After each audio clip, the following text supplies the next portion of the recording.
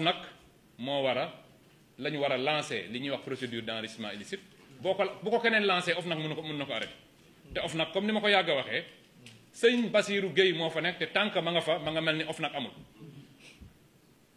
moom dañ ko jox OFNAC pour mu geler ko teg ko lem ko dugal ko ci poosam toog di xaar puisque day xaar nag nous avons la majorité à l'Assemblée dañ ko fa jëlee en dehors de l'OFNAC mais le conseil constitutionnel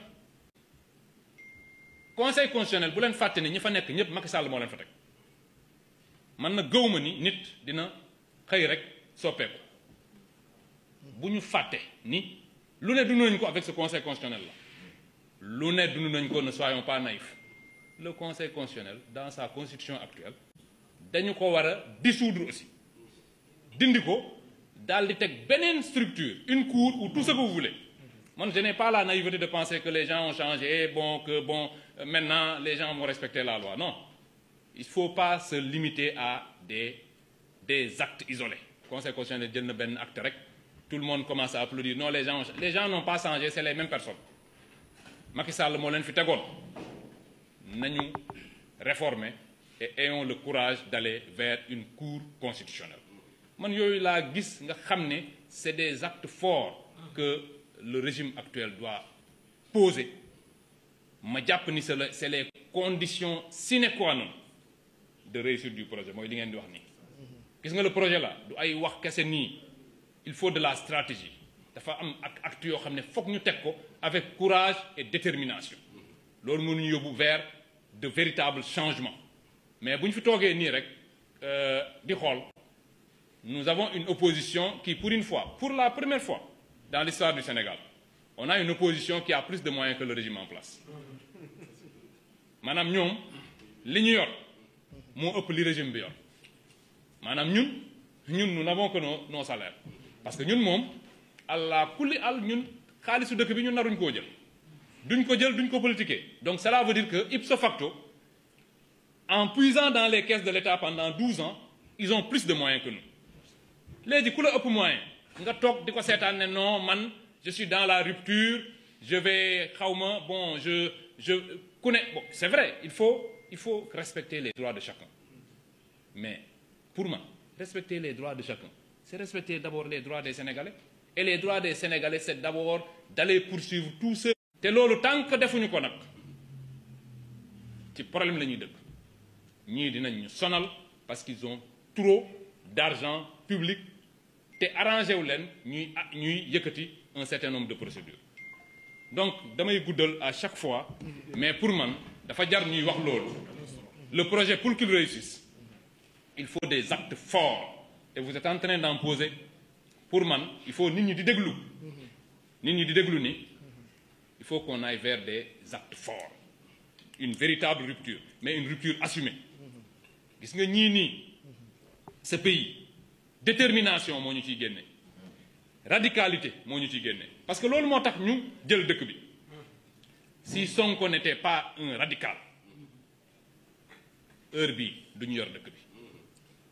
Dañoo taxaw Macky Sall yëkkati tout ce qu'il avait jëmale ko ci kaw Ousmane Sonko. Il a fallu que ñu taxaw ci wetam ne ko jàmbaar lii radicalité rek moo la ciy génne. Mais gis parfois naan gars yi naan non pourquoi vous êtes yow da nga radical man mais moi je suis pas radical par rapport ak Sonko. Radicalité moo ñu ci mën a génne te puisque nous avons conquis le pouvoir en étant des radicaux, il faut le gérer dans la radicalité. C'est-à-dire que li nga xam ne ci lañ jëm te muy dëgg nag ñu xam ne lii dëgg la ñu jëm ci avec détermination. Loolu moo ñuy permettre ñu génn ci face à ces gens de cette nouvelle opposition nga xam ni ñun nous avons tous les moyens quand même de ramener de l'ordre dans ce pays. Il faut ramener de l'ordre et l'ordre c'est que sénégalais bu ne bu fekkee dañoo violer say droits nga mën a taxaw justice taxawu la. Et à cet égard damay lancer un appel, je parle souvent à mon ami Azoura. Voilà une victime parfaite du régime de Macky Sall. Azoura, je le connais très bien.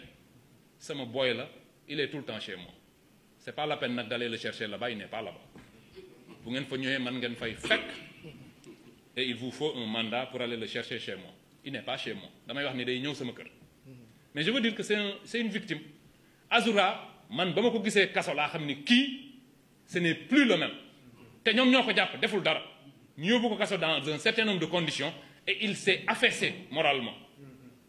Azoura ku ko gis xam ni kii nii normalatul. Il a besoin d'un accompagnement psychologique et non pas d'une traque judiciaire boo xam ne amul benn sens. Azoura normalul da nga koy woo nga gis ni il te parle il dit 2 phrases 3 yu ne mu bëgg a jooy nit kooku normalatu pour ñi nga xam ne dem nañ kaso da ngay xam ni du ñëpp ci mën a génn kaso du ñëpp ay dugg génn na nga duggee woon du noonu ngay génne muy kaso di bracelet di jafe-jafe bu ne nit rek la mën a doon. Et on ne peut pas comparer Azoura qui est victime d'une répression policière ñu yóbbu ko kaso traité ko d'une certaine manière mu génn état psychiatrique am changé mu doon beneen nit ñu naan non moom mais Azoura dina saaga koo xam ne ci ñun la bokk bu wéroon il faut arrêter ça. Donc bokkul te la justice prévoit ce genre de cas. La justice prévoit ceux qui sont passibles d'une sanction pénale et ceux qui ne sont pas passibles d'une sanction pénale. Boo fi romboon nit ñi y a des gens yoo xam ne ils ont une certaine irresponsabilité pénale du fait de l'altération momentanée ou permanente de leur faculté mentale te Azoura ci cas boobu la nekk. Donc damay wax ni yooyu yëpp c'est des choses yoo xam ne avant ngay jël justice di dali ci kaw nit koo xam ne mais au lieu ñuy jëli Azoura mais les 80 morts yi fi am mais ñi leen rey ñu ngi fii ci dëkk bi les nervis yi APR jëloon ñu dal suñu kaw dañoo dee ñu ngi fii ci dëkk bi di dox di dem di ñëw waa APR yi nga xam ne ñoo leen joxoon ces institutions là ñu ngi fii di dem di ñëw l'APR est là son siège est là fa la nervis yi doon dugg ñu doon leen gis ñun ñii man je gérais la sécurité d'Ousmane Sonko nervis yi dañuy romb ñu topp leen ba ñu dugg biir APR loolu yëpp mu ngi fii ci dëkk bi ñu naan non dem leen topp kii parce que dafa saaga nit ñi rey nit ñi ñu ngi fii di dox ci nit ñi ci biir nit ñi le Sénégal vous yéen ñii di dox da ngeen di croiser les assassins ñu ngi nii ci suñu biir kenn jàpp leen xanaa rey nit moo gën a garaaw saaga nit nañ jàppi ñi nga xam ne ñoo rey nit ñi